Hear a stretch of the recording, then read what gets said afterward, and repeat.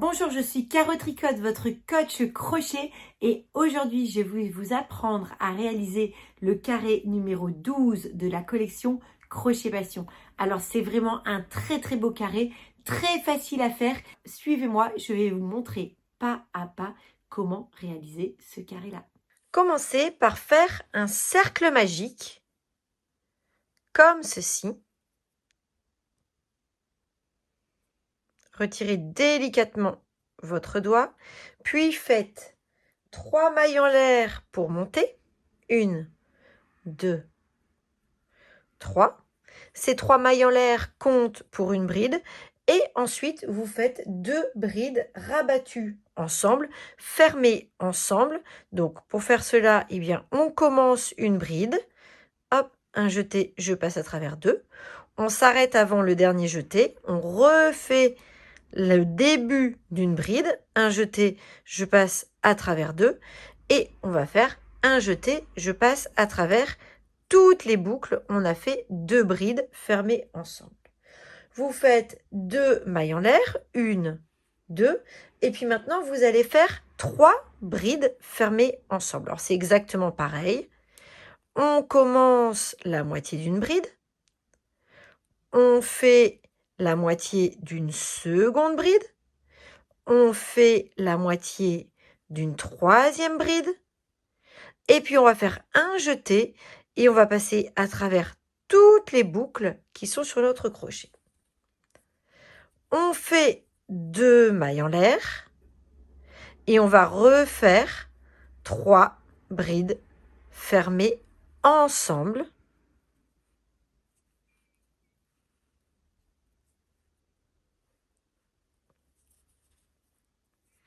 On fait de nouveau 2 mailles en l'air, puis 3 brides fermées ensemble. Alors, on va répéter ça sur tout le tour.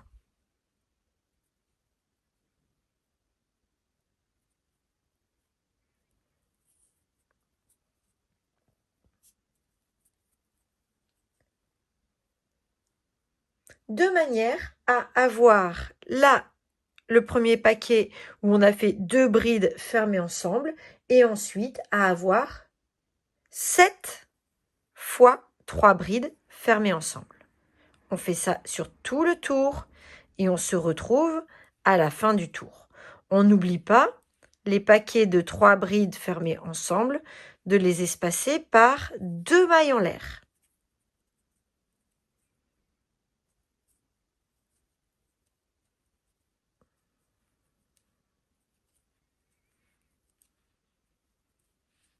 Quand vous avez fait tout le tour, vous faites 2 mailles en l'air. Vous fermez le tour en faisant une maille coulée dans la troisième maille en l'air. Vous vous souvenez, vous avez fait 3 mailles en l'air pour monter le début du rang. Vous faites une maille coulée comme ceci pour fermer le tour. Vous avez fait votre tour 1. Vous allez commencer le tour 2 en faisant une maille coulée dans les 2 mailles en l'air ici. Une nouvelle maille coulée dans les 2 mailles en l'air comme ça. Maintenant, pour commencer le tour suivant, vous faites 3 mailles en l'air pour monter. 1, 2, 3. Vous faites, alors en piquant dans l'arceau, 2 brides. 1, 2, fermées ensemble. Hop. Vous faites 3 mailles en l'air pour marquer les angles. 1, 2, 3.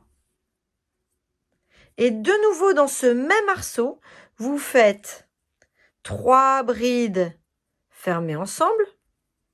2, 3. Hop, je passe à travers toutes les mailles. Et ensuite, vous faites 2 mailles en l'air. Hop, hop. Dans l'arceau suivant, ici, vous faites 3 brides. 1, 2, 3. Alors, quand il s'agit de piquer dans un arceau, c'est-à-dire qu'on pique en dessous des mailles en l'air. Pas dans les mailles en l'air, en dessous. Vous faites 2 mailles en l'air. Et dans l'arceau juste après, ici, vous faites 3 brides rabattus ensemble.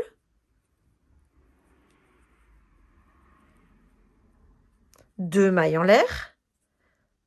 3 brides rabattues ensemble.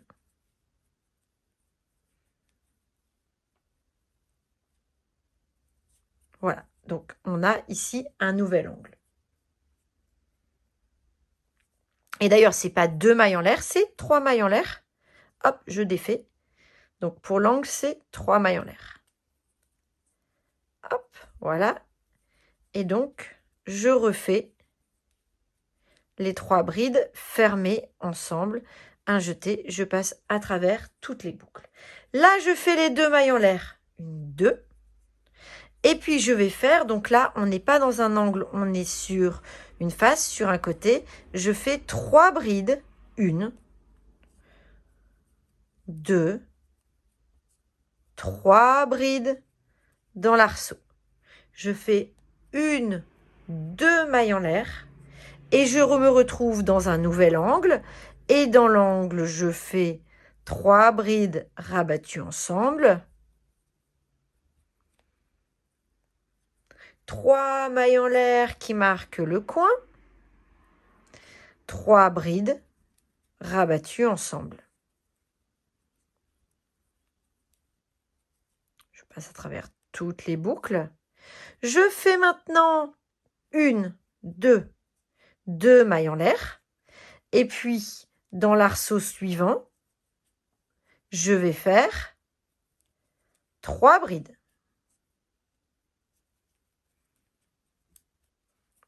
Je fais de nouveau 2 mailles en l'air. Et dans l'arceau suivant, je vais faire 3 brides rabattues ensemble. 3 mailles en l'air. 1, 2, 3. 3 brides rabattues ensemble.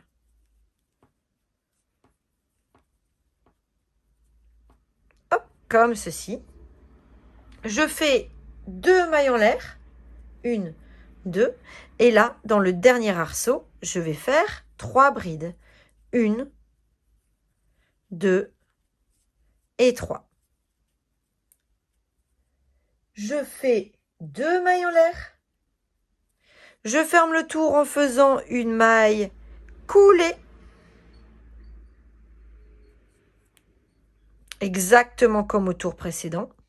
Voilà, comme ceci. Et je vais commencer le tour d'après en faisant une maille coulée sous l'arceau de 3 mailles en l'air. Voilà, je suis prête pour le tour suivant. Alors pour ce tour-ci, je fais 3 mailles en l'air, 1, 2, 3 qui comptent pour une bride. Je fais 2 brides fermées ensemble. Hop, comme ceci. Je fais 3 mailles en l'air, 1, 2, 3. Je fais de nouveau 3 brides fermées ensemble. Comme ceci. Et maintenant, je vais faire 2 mailles en l'air. Et je vais piquer. Dans l'arceau juste ici, je vais faire 2 brides. 1, 2. Je vais ensuite, là j'ai mes 3 brides, je vais faire une bride dans chacune des brides. 1, 2, 3. Dans cet arceau-là, ici, je vais faire 2 brides. 1 et 2. Je fais 2 mailles en l'air et je me retrouve de nouveau dans un coin. Je fais 3 brides fermées ensemble. 3 mailles en l'air pour marquer le coin. 3 brides fermées ensemble.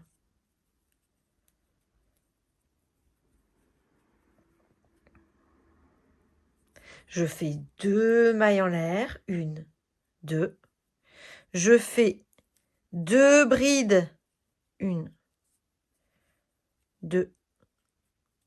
Dans l'arceau suivant. Je fais 3 brides dans les 3 brides qui viennent ensuite. 2 brides ici. Et je vais procéder comme cela sur tout le tour en répétant cet enchaînement. 2 mailles en l'air. Ici, je suis dans l'angle et on avance comme ceci sur tout le tour. On se retrouve pour fermer le tour.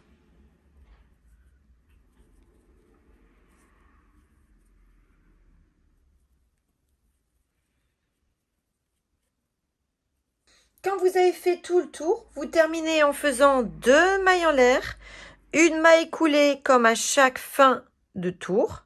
Hop, voilà. Et pour commencer le tour suivant, on va faire une maille coulée, hop, dans le premier arceau qui vient. Pour le tour 4, on va procéder exactement de la même manière. On fait 3 mailles en l'air pour monter. On fait 2 brides fermées ensemble. 3 mailles en l'air pour monter les coins. 3 brides fermées ensemble.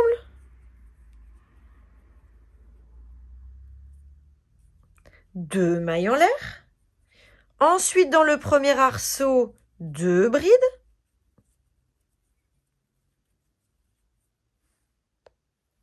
Puis une bride dans chaque bride du tour précédent.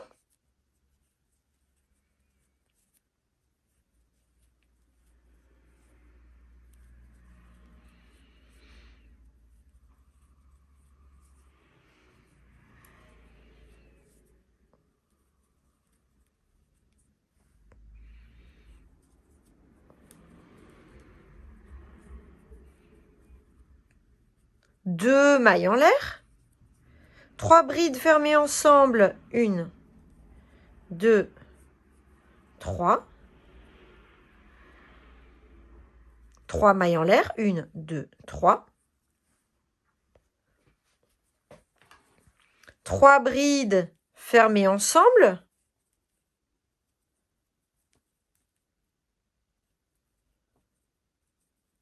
2 mailles en l'air. 1, 2. 2 brides sous le premier arceau. Une bride dans chaque maille du tour précédent et on continue exactement comme ça. N'hésitez pas à vous référer à votre diagramme exactement en même temps pour suivre l'avancée des mailles. Je vous retrouve à la fin du tour.